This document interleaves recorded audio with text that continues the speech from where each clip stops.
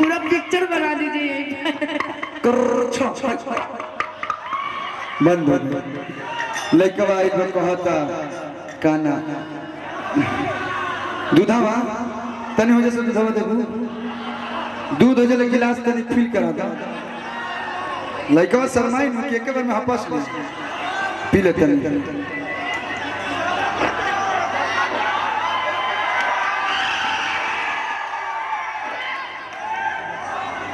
हम पिया पी गई पूरा दूध अगला दिन सुना हो सुना ऐसे घूमने नहीं उठाने दूंगी, पहले गिफ्ट दीजिए। काहे ला जाता रू मैं धन तहरे न हो लइका कहता कि घुंघुटा उठावा तनी रनिया हो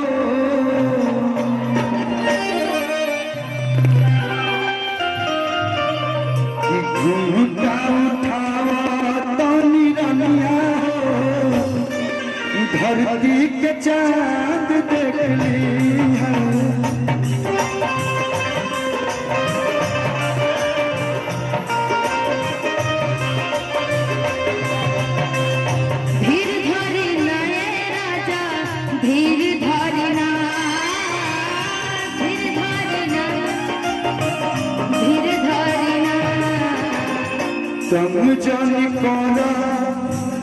तम जानी कोरा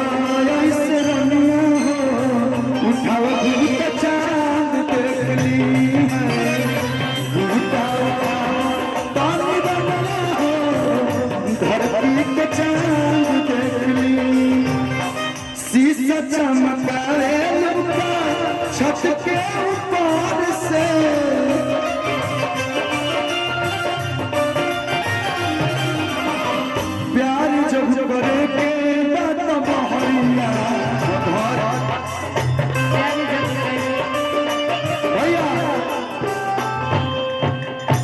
कि घुंघुटा उठावा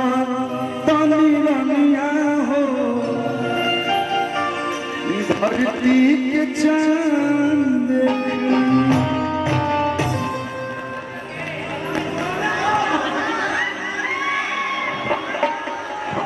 ये हमार काहे मोहन ये बहुत रजाऊ चिप्स खिया के लिप्स पे चुमाली हल करा अगर अच्छा लगा हो तो जोरदार ताली आप लोग बजा देना चुप रहो करता पूरा चलेगा सुन ले बल्लू बचपन का प्यार मेरा आए को गाना आई बस सारे का महा भोजपुरी से कितनी नाच दे पत्थर की नागिन जैसा तो हमारे साथ के नागिन डांस करिएगा तो तन तन पीछे होके बाबा किया के नाच दे पत्थर की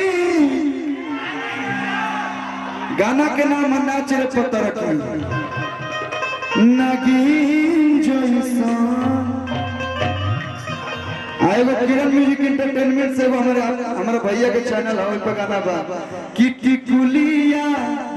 सफल बसैया हो तू आइला कहां से हो के ना बार हमारे भाई बहन बनसान के ट्रेलर लगाइयो दे लव यू भाई लव यू देखिए आप लोग के आशीर्वाद से कोलुआ गायक से हीरो बनल बा आप लोग सही आशीर्वाद देते लोग फिल्म एल्बम बनावत रह जीवन भर वो लोग की सेवा करत रह अरे बाप रे बाप फारिए तो बका दिलवा हमारे